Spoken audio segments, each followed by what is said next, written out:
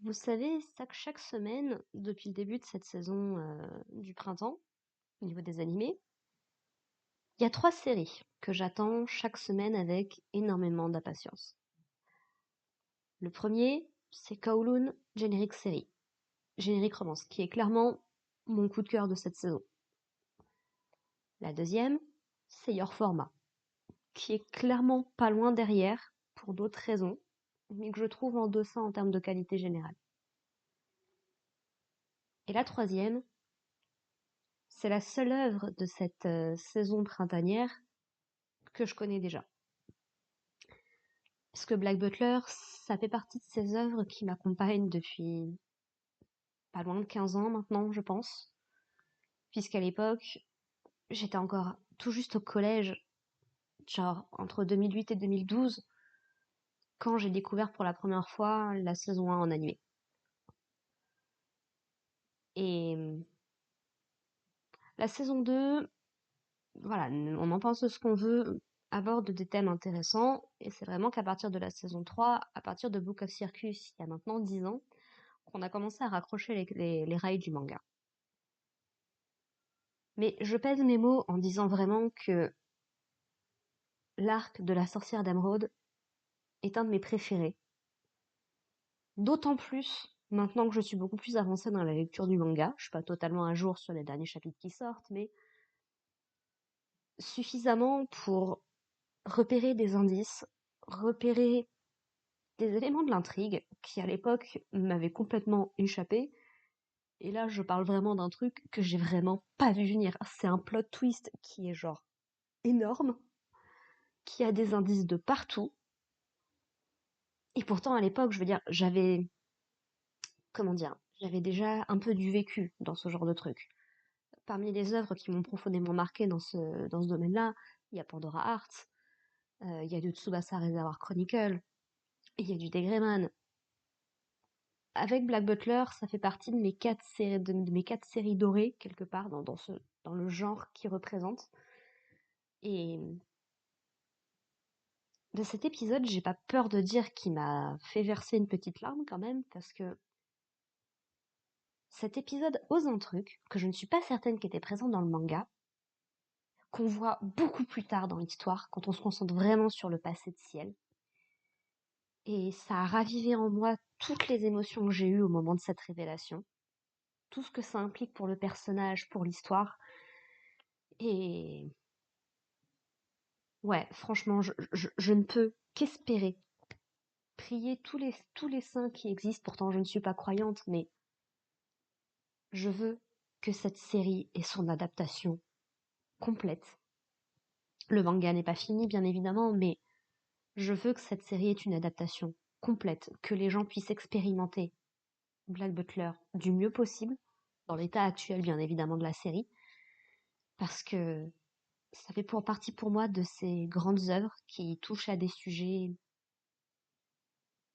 assez graves, assez sombres, qu'on n'évoque pas assez souvent, ou pas forcément de manière aussi profonde, on va dire. Et ouais, cet épisode 3 je l'attendais et il m'a pas déçu. Et quand je vois cet épisode-là, quand je vois la qualité que Cloverworks est capable de mettre là-dedans, je ne peux qu'attendre avec une certaine fébrilité la suite, parce que ça va être grandiose. Parce que si vous pensez avoir été ému ou touché par cet épisode-là, avoir des pistes de réflexion grâce à cet épisode-là, probablement l'épisode prochain, peut-être encore après, ça va amener une toute autre perspective à la série pour moi. Voilà, bon, je vais pas m'étendre beaucoup plus là-dessus.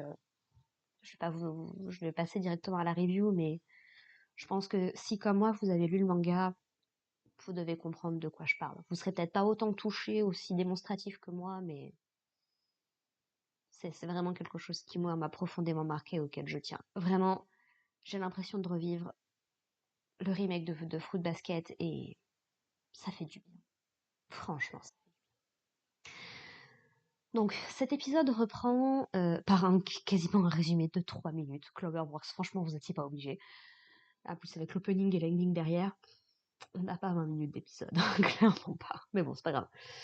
Donc on retrouve Sébastien, donc qui s'était soudainement mis à pleurer pour on ne sait pas vraiment trop quelle raison, après avoir commencé à explorer la forêt des loups-garous et ces étranges miasmes qui flottent dans l'air. Et en fait, il va soudainement se mettre à avoir les mêmes symptômes que toutes les personnes qu'on connaît et qu'on a vues avoir été maudites par cette malédiction. C'est-à-dire la peau qui devient beaucoup plus rouge, des espèces de pustules, des espèces de cloques qui commencent à pousser sur le corps, le sang qui passe par le nez, par la bouche et bien évidemment les larmes. Et Sébastien ne va pas mettre une demi-heure à comprendre ce qui se passe. Il va directement retourner au château de Dame Sullivan parce que bien évidemment que si elle a subi le même sort, puisque lui aussi a respiré les miasmes, lui aussi avait commencé à avoir des larmes. Et franchement, si elle est dans un état difficile, pour le coup, ça me rappelle beaucoup son état à cause de son asthme dans Book of Circus. Mais là, on est encore à un autre niveau. Là, il est vraiment en danger de mort, réellement. En constatant ça, du coup, Sébastien va immédiatement prendre Ciel et l'amener jusqu'à Sullivan pour essayer de faire en sorte qu'elle puisse régler la situation, puisque c'est une sorcière, elle sait de quoi il retourne. Et voilà, elle va directement réagir, elle va les emmener dans une espèce de pièce dédiée à tout ça, avec un énorme chaudron avec de l'eau. Et donc, elle va demander à Sébastien de brûler leurs habits et de plonger dans le chaudron pendant qu'elle est en train de préparer quelques herbes. Elle demande d'ailleurs de l'aide à Wolfram pour ça. Et en gros, elle leur explique qu'elle va réciter une espèce d'incantation et que pendant tout ce temps, il faut qu'il soit immergé sous l'eau, il ne faut pas qu'il remonte. Donc Sébastien s'exécute, sachant que si elle est dans un état second, clairement, il n'est pas en état de réfléchir, il n'est pas en état d'agir, il ne peut que ressentir. Et c'est terrible parce que la douleur est insupportable. Et une fois qu'ils ont été purifiés de l'extérieur, il faut également purifier l'intérieur. Et pour ça, il faut que Ciel boive, autant qu'il en est capable, une solution préparée du coup par Sullivan, avant de tout vomir et de recommencer jusqu'à ce qu'il ait bu une quantité particulière de la potion. Et quand on connaît un peu le passé de Ciel, que ce soit en connaissant le manga et ce qui arrive plus tard, ou que ce soit de par les indices que nous a donné l'animé par le passé, t'as vraiment mal pour lui, parce que tu sais que c'est un moment très douloureux pour lui. Et on arrive dans un des moments les plus... C'est encore une fois, je n'arrive toujours pas à comprendre comment, en ayant vu ça par le passé, je n'ai pas eu l'éclair de génie qui aurait pu me donner la solution à cette énigme. Mais on va avoir du coup un flashback de Ciel qui va revivre un petit peu ses... On ne sait pas combien de temps il a été enfermé suite à l'assassinat du coup de ses parents et à la destruction de son manoir. Mais on sait qu'il a été abusé par des nobles. La marque qu'il a dans le dos le prouve. Et toute sa réaction dans Book of Circus, on devine ce qui s'est passé. Et pour le coup, l'opening était assez explicite à ce niveau-là sur ce qui s'est passé.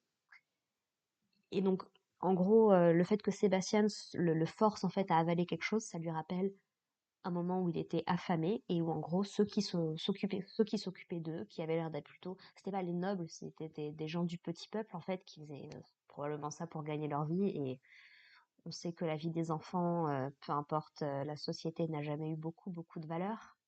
Je pense que même encore aujourd'hui, il y aurait de quoi en parler. Et ouais, on les forçait en fait à avaler de la nourriture vraiment avec comment ça s'appelle, avec un entonnoir et tout. Enfin, ça m'a vraiment mis les larmes aux yeux. Et c'est là que Ciel évoque une personne qui apparemment a été là pendant sa captivité, à qui il était très attaché, et qui malheureusement lui a été enlevée. On ne sait pas exactement si c'est pendant la cérémonie qui a servi à invoquer Sébastien ou pas, mais voilà, ça reste un énorme traumatisme pour Ciel. Et il va se réveiller du coup après avoir, donc on voit il a des bandages sur tout le corps et autres, et il est dans un état de panique total. Il répond notamment un petit peu quand on mentionne son nom, je crois que c'est Maylin qui l'appelle par son prénom. Et en fait, Sébastien essaye un petit peu de le contenir, de l'apaiser, mais Ciel le rejette immédiatement. chose qui surprend un petit peu tout le monde, puisque bah, Sébastien, ça reste très probablement avec Tanaka, je pense, la figure d'attachement, en tout cas la figure rassurante la plus importante dans la vie de Ciel depuis ce qui s'est passé. Et ouais, ça surprend un peu tout le monde qui le rejette, Sébastien le premier. Et c'est là que Ciel se rattache immédiatement à Fini. Et l'explication qui va nous être donnée dans cet épisode, c'est que bah, Ciel rejette les adultes, et Fini étant beaucoup plus jeune que le reste du cast, on ne sait pas exactement si c'est encore un enfant, ou si c'est juste un adulte très jeune. J'ai jamais fait gaffe, faudra que je check l'âge de Fini pour le coup. Mais voilà, il représente une nouvelle figure d'attachement et de sécurité pour Ciel, et il ne laissera personne d'autre l'approcher en fait. Et c'est pour ça que du coup Sébastien donne pour mission à Fini, pendant la durée de leur séjour au manoir des Sullivan, de s'occuper de Ciel à sa place, puisque Sullivan, entre guillemets, en compensation pour sauver Ciel, va demander à Sébastien de devenir son majordome, parce qu'elle veut lui poser plein de questions sur le monde extérieur, elle veut en apprendre plus. Et même si Wolfram, du coup, n'est pas du coup tout d'accord avec ça, il n'a pas trop le choix, donc voilà. Sébastien donne pour mission, du coup, à Fini de s'occuper de Ciel, Mayline de changer les draps, c'est Bardroy qui va s'occuper de la nourriture, pendant que Snake, du coup, va s'occuper de polir l'argenterie, de mettre un petit peu d'ordre là-dedans. Et donc, il va s'allier un petit peu avec avec Wolfram, mais également avec trois jeunes femmes qui aident à s'occuper de Sullivan et qui livrent un petit peu des victuailles au château. Et donc, il va s'occuper de Sullivan pendant tout ce temps-là. Et il reste un détail que je n'ai pas encore évoqué par rapport à la condition de Ciel, c'est que visiblement, la malédiction l'a rendu aveugle. Il ne voit plus rien. Et j'imagine même pas la souffrance que ça doit être pour lui, la souffrance physique, la souffrance psychologique, et en plus de ne rien pouvoir voir, d'être complètement vulnérable, livré à lui-même, mais avec le Pacifique à Ciel, mais au secours, quoi. D'ailleurs, Sébastien mentionnera que dans ces moments-là, une des choses qui permettait d'apaiser Ciel, c'était du lait chaud avec du miel. Je crois qu'on avait vu ça dans Book of Atlantic, me semble-t-il. Donc au moment où Sébastien se fait transpercer par la faux de Undertaker, et donc il est capable de lire un petit peu ses souvenirs de cette époque-là avec Ciel. Et il me semble justement on avait vu un moment où, où Sébastien lui donnait du lait chaud avec du miel, et Ciel qui disait que bah, Tanaka lui avait toujours interdit les sucreries avant d'aller dormir. C'est soit à ce moment-là, soit pendant Book of Murder, quand il explique au professeur, je sais plus comment, je crois que c'est Arthur Conan Doyle. Je crois que c'est Arthur Conan Doyle. Et qui lui explique que, vous savez, au moment où il a dû dormir dans le même lit que ce gars-là, parce qu'il y avait eu un meurtre, qu'on soupçonnait Ciel, ce genre de choses, et qu'il expliquait que ça faisait longtemps qu'il n'avait pas dormi dans le même lit que quelqu'un. Vu que l'ending insiste beaucoup sur les figures importantes de la vie de Ciel, notamment ses parents, probablement que ça vient de là. Et ouais, ça fait vraiment mal au cœur, surtout que Tanaka forcément résonne beaucoup avec cette anecdote-là. Mais je dirais juste, Tanaka, s'il pouvait parler, s'il pouvait dire des trucs, on apprendrait beaucoup plus de choses également. Je laisse ça comme ça. Donc, ouais, un épisode très intéressant, surtout que Sébastien, en fait, il est complètement choqué, en fait, de découvrir que cette malédiction, quoi que ce soit, ces miasmes, c'est même capable d'affecter, en fait, lui, qui est un diable, c'est un démon, c'est pas n'importe qui, quoi. Il n'y a pas grand-chose qui peut l'affecter. D'ailleurs, ça me fait beaucoup rire parce que du coup, on lui demande pourquoi est-ce que vous êtes sorti, machin et tout. Et t'as Sébastien qui va répondre dans le plus grand des calmes. Bon, vous savez, on croise souvent des diables et des shinigami, des dieux de la mort. J'avoue que des loups-garous, ça nous était encore jamais arrivé, on était curieux. Dans la décontraction la plus totale. Donc bon. Donc ouais, franchement, un épisode très très intéressant. Je suis admirative du travail de Cloverworks. Ils avaient déjà fait des bons trucs, que ce soit Shadow House ou que ce soit Alchemist Sailor Uniform à l'époque. Je sais qu'ils sont capables au niveau des graphismes et tout, de faire des trucs de fou. Ils étaient juste retombés dans mon estime parce que je ne pardonnerai jamais le carnage qui a été effectué sur The Promised Neverland. C'est pour ça que j'espère vraiment que Black Butler sera traité avec le respect que cette œuvre mérite, parce que il y a une autre qui peut pas s'en vanter, quoi. Voilà.